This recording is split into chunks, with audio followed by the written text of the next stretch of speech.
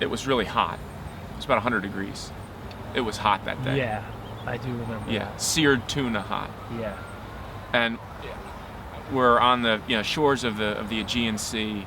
I'm a bit of a Hellenophile. I love Greek history, Greek mythology.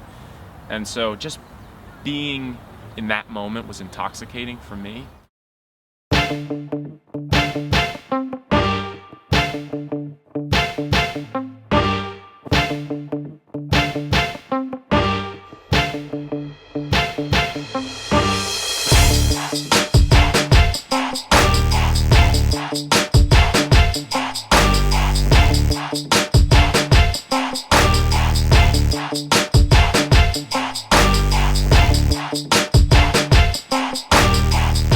So we rode this race in this blazing tailwind.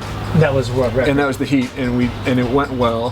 But it actually wasn't that good a piece, to be honest. I mean, it's just, I think like in that kind of a tailwind, it never feels that great. But we probably rode 36 instead of 38, which probably would have been better. And but it was really fast.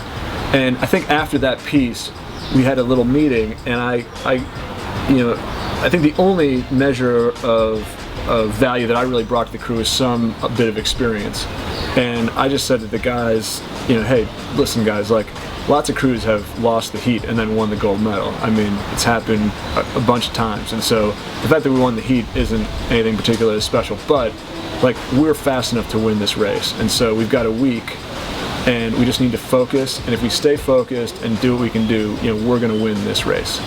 We just need to go out and execute. And I think that, and also we knew that we were not a tailwind crew, and so the fact that we had done well in the tailwind, I think we felt like that was a real test for us. And so then when we showed up in the final and it was this like light, puffy headwind and the water was totally flat, it was like the conditions had been ordered up for us. Well, in the heat, I think this is important, in the heat, I didn't go 100% until 300 meters to go. Yeah. And I put my hand on the Bible to do. All I thought was, Joey has to be comfortable, Beery's got to be comfortable, Aaron's has to be comfortable, Deacon, these guys are going to win the race. All Wyatt and I need to do and Wyatt needs to be comfortable. Yeah. So all I'm thinking about, I think I said to Wyatt, like with 300 to go now, Wyatt. I was defensive the whole time, and we were down, and then we were just, sure. we were moving our way back in, and then we finished strong in a very strong manner. I was really emotional that during those rows. I mean, there were rows that were so good that you sort of got goosebumps when you're doing it, because you're like, holy crap! Like, if we rode like this, in the final we're gonna win, without a doubt. Like, and I think to have that kind of confidence is it's pretty advantageous. I definitely remember the night before. So I was roommate with Dan Beery, and I remember going to sleep the night before the final. And I remember saying to Beery, "This is the last night that you go to sleep, not being an Olympic gold medalist." And I was very, very confident that we were going to win the race. It wasn't something that I had a lot of reason why I knew that. I'm not sure I could have said, well, because of X, Y, and Z, we're going to win, but I just felt that this was going to happen. It was inevitable. That morning we got down to the course, and everybody, from the moment we woke up, everybody was clearly ready and excited, but not nervous. Everybody had gotten a good night's sleep, and that's a big thing. We are still amateurs, and it's easy to get just completely wrapped around the axle, right, with what you perceive as the gravity of what's going to happen the next day. Everybody got a good night's sleep. Everybody's fresh. Everybody's cool. Tatey is as relaxed as you'll ever see him on race day, which is a good sign, right? You're thinking okay, Mike cracks a smile, and you're like, all right, it's cool. So it's the morning of the race, and I didn't want the other guys to see me that I was emotional, that I was on edge. Yeah. But in my own mind, it was a good on edge. I didn't want to think is he coming apart? Is he coming unglued? Yeah, sure. So we, LP gave us a ride, gave half the boat a ride down to the boathouse, down to the course from our complex. We had diplomatic security service looking after us. 9/11 was only 3 years prior. So we had some good music that came on the radio. Lola's Theme by Shapeshifters. That's a Gabe Winkler favorite. He and I have our best 6K in 2004. That came on, that and Biggie Smalls, Hypnotized Me.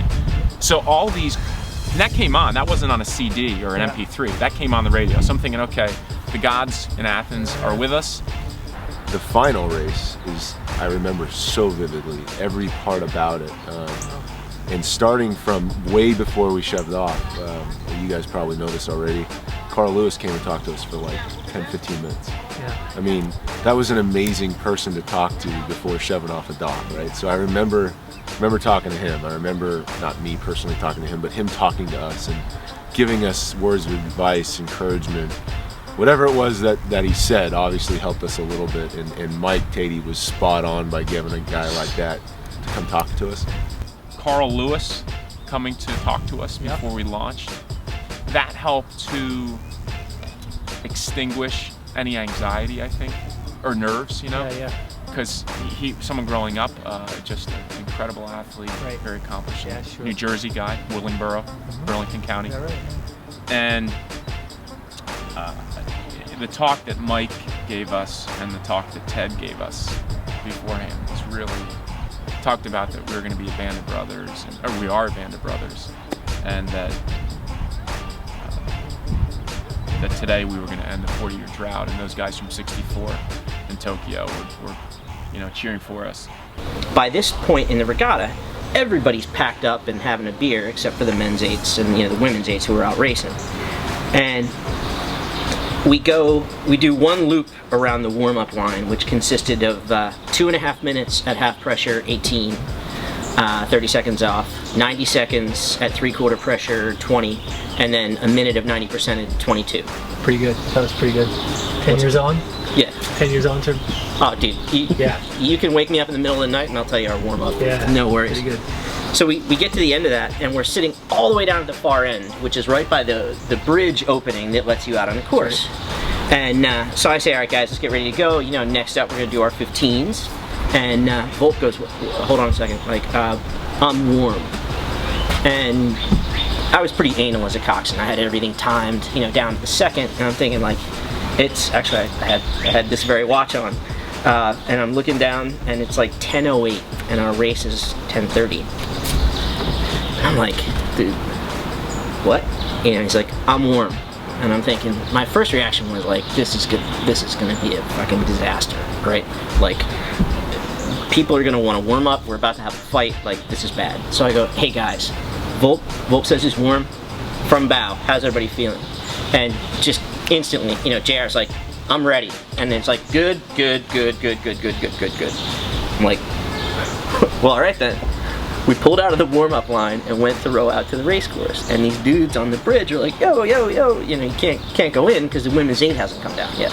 So, sitting there waiting for the women's 8. And so the women's 8 was going off at 10:10. And finally, women's 8 goes by, and our women are winning. And I'm looking at the crew. No one turned, no one said a word. It was like we were in this bubble. I mean, just everybody was completely focused. And then, as soon as the women's 8 went by, the Greek guys are like, well, all right. So we take off, row out across the course, row down, get in our lane, just back in and sit there, because we've got still 17 minutes of nothing. So we're sitting there, and all of a sudden, guys started, it was a little bit of hey, remember that time that so-and-so, whatever, and we'd had some, there'd been a few police incidents during the year, and somebody said, remember that? And everybody's like, ha ha ha ha, guys are laughing and having fun, and everybody was super loose. And it just, at that moment, it didn't occur to me, but I was like, all right, yeah, this is cool. And so then I was thinking, okay, you know what, now we'll do a couple starts, we'll spin around and get back locked on. So we're locked on 8 minutes before the race. We hadn't taken more than 20 full pressure strokes before that race started. So we skipped about 55 strokes of our warm-up, which would have been 3 15s and a 10, all up toward race cadence. We didn't do any of that stuff. Yeah, we did a start. We did a first 5 and then a 5, 10, and 5. Turned around, went back, and got locked in and sat there and waited for everybody. All right. Yeah. at one point it did go through my head real quick. I was like, this is either going to be the smartest thing I've ever done or the dumbest, right? Like a whole career could go up in flames on this one decision. Our whole race plan was based around the idea that we figured this is going to be another drag race with the Canadians. We knew the Australians had rode really fast in their heat, and I just assumed this is going to go down to the last 10 strokes, and we'll see what happens. And I think we felt very confident in our finishing speed, but I think the whole race strategy was around how do we not get too far behind at the beginning. We had an incredible race. The start was flawless. I remember looking out, which I think was captured on video, at about 10 strokes in. Something I would, excoriate my rowers if they did that. I remember looking out and thinking, this is so explosive that I don't know. I mean, I'm riding the big wave in a big storm on a longboard, or I'm behind, all these Clydesdales, and all I need to do is keep the boat stable and cheer a little bit. Yeah. And cheer just a little bit. So did you do a little of that? Yeah, I verbalized some of the excitement throughout the race, and some crews embrace it, other crews don't. This crew embraced it. Yep. The thing I'll always remember most is, we had planned, we knew there were 2 or 3 crews that were going to push really hard at 500. The Germans, the Canadians, probably the Aussies. And so we had planned to kind of take 10 strokes at about 500 to hold everyone, kind of, hold people at bay while they were making their moves, and then at 600, 650 in, we were going to take our move. And I remember Chip making that call for the hold. And so it was a hold at 600. Yeah, it was just kind of like, okay, let's absorb everyone's move, right, and get ready for ours. And I remember looking over at the beginning of that call, and then looking over, 7 or 8 strokes in, and we had taken 2 or 3 seats during that call, and that's where I personally got really confident, and I'm guessing everyone else got really confident as well, and that's kind of where we were able to blow that race open in that next big 20 we took there. The part that sticks out to me the most in that race, as probably what a lot of these guys is, it was never our race plan to race from the front. We were a closing team. We were a hard sprinting team. We would, as long as we were in the mix, a half a boat, couple seats, we knew we had it in the tank to finish and sprint through a crew. And to start that race off, a couple seats up, and by the middle of the race have open water, I remember thinking to myself, what is going on? And there's no way that I'm spent right now, and I hope that everybody else in this boat is feeling the way I feel, because I got a lot left. And it was just one of those feelings, like, holy cow, we're open water up on these guys, and I'm like feeling better than I've ever felt. I still got a lot more to give.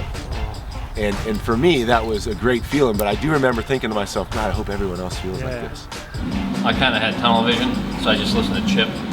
But I did notice, I don't like to look out of the boat, but I did notice I did one of these, and at 600 that's when our move started. We took off, and I was like, this is over. Yeah. I was like, nobody's gonna walk through the bolt in the last 500 meters. So all we had to do is just, like Wyatt said, don't F up, don't F up, don't F up. We just had a really, really good start. Like, I think we started at 50, and it was clean, and it was fast, and it was like, we weren't expending any energy. Like, it didn't take a lot of effort to get there. Yeah. And then so, it just was like, race plans changed. Like, right there on the spot. It's like, okay, old race plan's out the window. Here's where we're going. We're going for the win.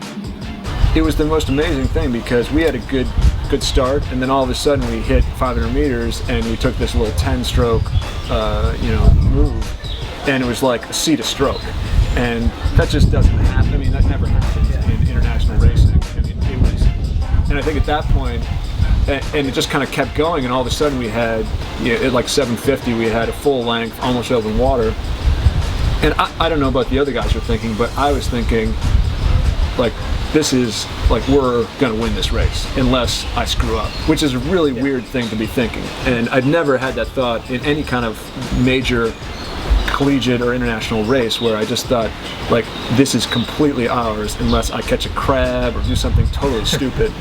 And so the last 1,000 meters was almost this weird nerve-wracking thing of listening to Chip count off, okay, we're at 750 to go, 600 to go, 500 to go. We still had, I think, a little bit of open water or close to a length at 500 to go.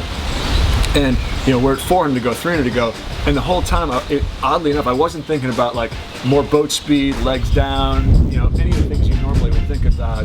It was more just like, don't screw this up, don't screw this up, don't screw this up, which is a completely, and then we made it over the line, and oddly enough, for like 2 days, I still didn't believe that we had actually won. And I think I'd wake up thinking like, turns out our boat weighed too much, or turns out, somebody was ineligible for some weird reason. All these weird kind of like, I forgot to drop the class and the exam's tomorrow type dreams. At Lucerne that year, Chris Nielsen had said like, hey dude, you gotta tone it down. Like you need to learn to back off and then hit the gas. Like you can't just be driving them all the way down the course. And so Tatey had said to us, like, listen, when you shift into base, like really, really get good base. And so he said all these other crews, especially the crews on your left, so it was Germany, Canada, and Australia on our left, and then the Netherlands and France on our right. He's like, these three crews on the left are going to sell it to get the lead in the first 500. Let them do that, and then you guys go. So when we shifted in, all of a sudden what Chris Nielsen had said to me came back. And I just, like, as soon as we shifted, I started whispering and totally toned it down. And I could feel the crew like relax, and you know how the oarlocks make that sort of click at the finish, right? That went away, and the boat stopped doing any up and down, and we just started like drifting away from everybody. I was thinking like, okay, this is cool. Like we had a very slight lead before that, and then we just started inching away. And when we got to the 500, I felt really good. I was like, okay, cool. Like we have, we got like a seat lead. We took that first move at, 600, and it was like a gunshot. I mean, the transition from that really good base that was super quiet to just explosive. And if you watch the video, everybody looks out right before we go, and then all of a sudden everybody's in and just boom. So that happens. We get to the 1,000, and by this point I had discounted everything on my right. I figured, the Dutch and the French are out of it. So I'm sitting there, I look at Volt, and I turn my head this way, just to the left to see what's going on. And I turn back, and I like whip around. And I was like, holy shit. And I came out of like that, when you're on autopilot in a race, right? It's just happening, and it's more like you're watching it. I came out of that for a second, and I was thinking like, dude, we didn't settle, something's wrong. Like I looked down, and we're at like 37.5, which was the low side. 38 was our target normal base. Sure. Yeah. And all of a sudden, what goes through, and literally, honestly, what went through my mind was, if we don't fuck this up, we're gonna win this race when we cross the 1,000-meter marker. Totally natural. And the next thing that went through was like, don't say that. Yeah. And then all of a sudden I like zoomed back into the sort of, like watching myself over my shoulder, just watching it happen. And I just said to the guys, I was like, guys, this is great, good rhythm, just keep doing it. And then fast forward to about 350 meters to go, and the Dutch were going buck wild, right? They were charging like crazy. And we didn't have another shift until 250 to go. So I was thinking like, all right, I gotta say something inspiring here, but we can't change cadence. And I said, all right guys, listen up. We are 1 minute away from an Olympic gold medal. And it was like the Dutch were coming, and then all of a sudden they were going backward, and I was just like, we hit 250, and when we hit 250, I was just thinking like, we just took back enough and ate up enough course that they're not going to be able to catch us. And with about 15 strokes to go, the final shift, like I looked at Volk, and I was about to call the final shift, and he looked at me, like we would be looking at each other, just having a conversation. And like, just from the look in his eyes, he was just like, I got this. And I was thinking like, dude, there's, 13 or 14 strokes left to go. And I'm just a spectator now. I'm just watching. I don't think I was, but I always felt like the youngest guy in that crew, just given my background, and I was on the younger side. And so, I was thinking literally square finish the entire, finish square feather, finish square feather, the whole time through, just making sure I didn't make a mistake, because it never felt like a done deal. Yeah. You watch the video and you watch, the stern of the boat, and it was a done deal. Like, I think there were some guys with some gears left. Yeah. But it didn't feel like it at the time. The first thing I remember is thinking, I went out too hard. I went out way too hard. Yeah. This is not going to end well. And then and so the rate, I think subconsciously I let the rate come down a little bit. I didn't mean to, but it sort of drifted down after that. That's the first thing I remember. Wow. And then, that's about it. I think the rest of it was just sort of mechanical. You rehearse it so much, and Chip was so good at providing information in very few words. So I don't remember a thing he ever said. Yeah. I remember one word he said during the whole race. At 1,000 down, when Chip's like, "We've got clear water," I thought, "Holy catfish!" I hope we didn't blow it. I hope we didn't go a little bit too hard. We had a great sprint. We didn't really tap into it. I think it was more defensive at that point. Like, let's just be circumspect. Yeah. Let's not. We don't have to go. We don't have to have a Lucerne sprint or a Henley sprint. But I couldn't hear anything Peter was saying for the last 300 meters because it's so loud. Yeah, interesting. It's so loud. I think when you're racing at that level, and for me anyway, it's like there's a certain moment of panic because you feel like you're starting to choke up on all the lactic acid, and you're like, oh my God, am I gonna make it? Yeah, I mean, I definitely had that moment in all the races that I won because you have to go that hard. And then I just remember having a feeling of calmness, to make it through those few anxious moments. Like, am I gonna tip over and blow out, or am I gonna make it through the race? But the guys that you're with, the guys that I was with, are, literally and mentally, physically and mentally strong enough to get you through that. And so I think that sort of confidence that we had in each other, you could go to the well and sort of ride that line. And I think we were really fortunate. We had the guys that would do that and had the confidence in each other and themselves. And to be able to watch a race unfold the way it did, racing from the front, you see everybody in your peripheral vision. Whereas before you're kind of doing this, right? You're going back and forth, and we didn't have to do that. That was a different feeling because we'd never raced like that before. And I had hardly won very many times in my career. Certainly at Oregon State, I didn't win a lot of races. And throughout my national team career, I can only remember a couple of wins. We won a World Cup once. We won a couple events at Mercer, and then to win this one was huge. Of course, it was our goal. Of course, after setting the world's best time, we knew we could do it, but certainly a different feeling. Fast forward to the medal ceremony, and so Matthew's working his way. Sir Matthew Pinson, he's been recognized by the Queen. He's working his way down the line, and I know the moment's coming. I know the moment's coming where he's going to put this beautiful Greek medallion that represents so much, all things good. He's going to put it around my neck, and they're going to put the wreath on me.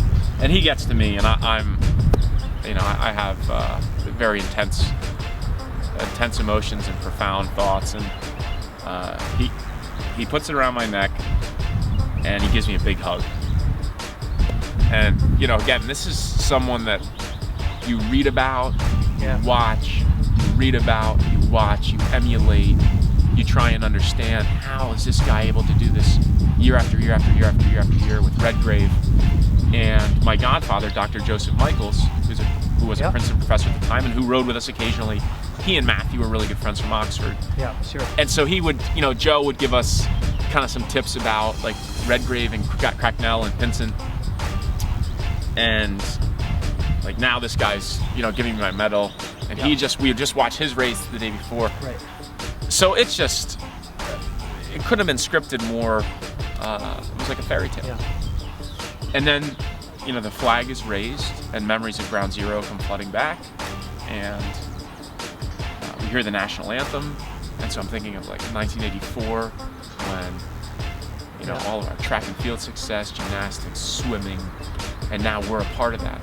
We're contributing. We're adding to the Olympic family's success. And so it was wild. Wild. I think it was just a great group of guys, and it was a group of performers, and it was this amazing mix of guys who had come through that really painful Sydney experience, and they'd said to themselves, that's never going to happen again. And so they were kind of the older generation of guys on the team. And then we had this young group of guys that just came on. They were really competitive, athletically talented, and just didn't really care that they were the youngest and that they really didn't necessarily belong there. They were just like, well, I'm just going to beat as many people as I can and see what happens. Yeah. And I think that if it had been only young guys, it would never have worked. Yeah. If it had been only the older generation, it would have never worked. It was this great synergy of these two groups that came together, and you had Chris Aarons and Pete Chiplone and a lot of the guys that didn't make the 8, like Jeff Kopacki, and who were able to focus that just raw energy and talent in a direction that made some sense. Huh. Yeah, interesting.